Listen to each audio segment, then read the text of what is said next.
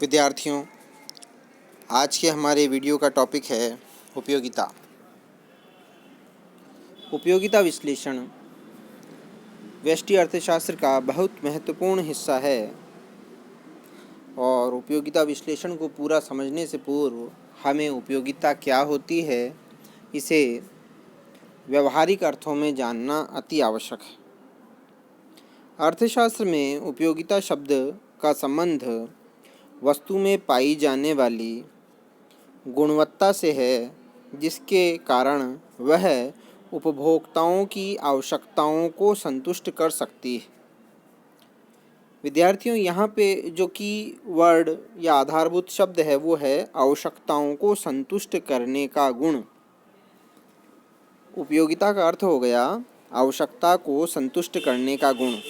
वह कोई भी वस्तु जो हमारे किसी भी आवश्यकता की संतुष्टि करती है, वह वस्तु हमारे लिए उपयोगी है। जैसे पंखा, पेन, मोबाइल, सुई, अखबार, हमारे आसपास की लगभग प्रत्येक वस्तु जो हमारे किसी न किसी काम में आती है, वह हमारे लिए उपयोगी, और उस वस्तु का यह आवश्यकता संतुष्टि का गुण ही उपयोगिता कहलाता है। अन्य शब्दों में उपयोगिता से अभिप्राय किसी वस्तु या सेवा की किसी मानवीय आवश्यकता को संतुष्ट करने की शक्ति या क्षमता से होता है। संक्षेप में, वस्तु या सेवा के आवश्यकता संतुष्ट करने की शक्ति ही उसकी उपयोगिता कहलाती है। विद्यार्थियों, यहाँ पे हमें दो चीज़ों पर ध्यान देना है। पहली ये कि हर वस्तु हमारे लिए कभी अनुपयोगी तो कभी उपयोगी हो सकती है। जैसे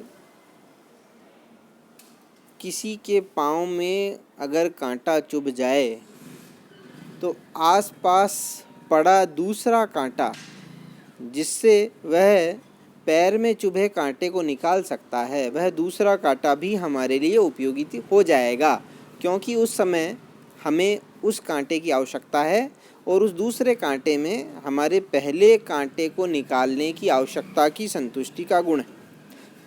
दूसरा पॉइंट जो हमें समझना होगा कि एक वस्तु एक व्यक्ति के लिए उपयोगी हो सकती है, जबकि दूसरे के लिए हो सकता है उसका कोई महत्व ना हो। जैसे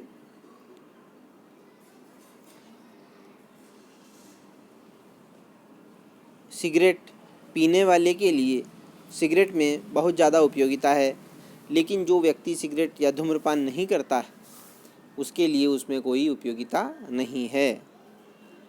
वैसे धूम्रपान स्वास्थ्य के लिए हानिकारक होता है, हम सबको इससे दूर रहना चाहिए।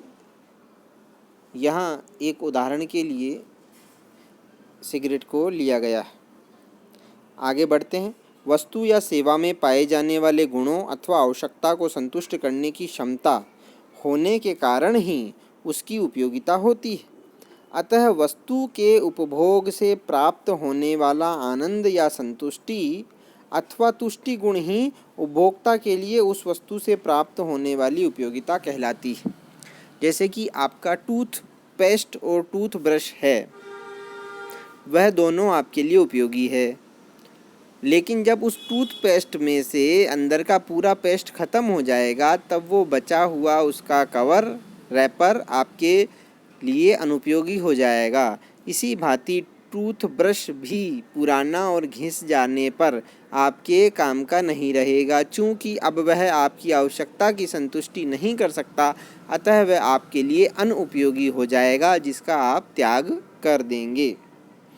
यद्यपि संतुष्टि या आनंद को मनोवैज्ञानिक धारणा या तथ्य मानते हुए उपयोगिता से इसको भिन्न करने की कोशिश की है, पर अधिकतर अर्थशास्त्री इन्हें एक मानते हुए वस्तु के उपयोग से प्राप्त संतुष्टि को ही उपयोगिता के रूप में परिभाषित करते हैं। पुनः अंतिम बार सुन लेते हैं। वस्तु के उपभोग से प्राप्त संतुष्टि, वस्तु के उपभोग से प्राप्त संतुष्टि ही उपयोगिता है। अब यहाँ पर उपयोगिता विश्लेषण की दो धारणाएं प्रचलित हैं, जिसका अध्ययन हम आगामी वीडियो में और शीघ्र ही होने वाली कक्षाओं में भी अध्ययन करेंगे। वो दो धारणाएं हैं गणनावाचक विश्लेषण और क्रमवाचक विश्लेषण। गणनावाचक विश्लेषण मार्शल द्वारा दिया गया था, एल्फ्रेड मार्शल। गणनावाचक विश्लेषण यह प्राचीन है। दूसरा है क्रमवाचक विश्लेषण, यह दिया था J.R. हिक्स ने। यह पहले वाले से नवीन है और थोड़ा अधिक वैज्ञानिक है।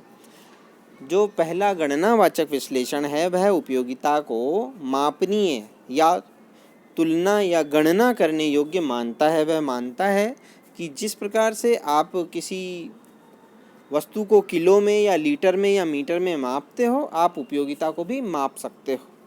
ऐसा कौन मानता है? मार्शल का गणनावाचक उपयोगिता दृष्टिकोण।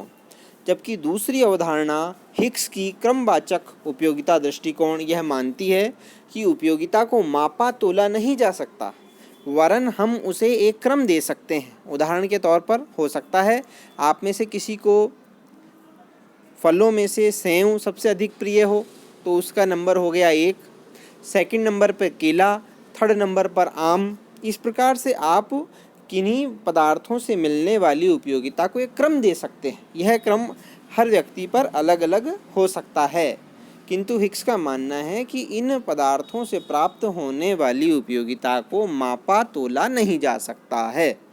यह अंतर याद करने योग्य है। मिलते हैं अगले वीडियो में। नमस्कार।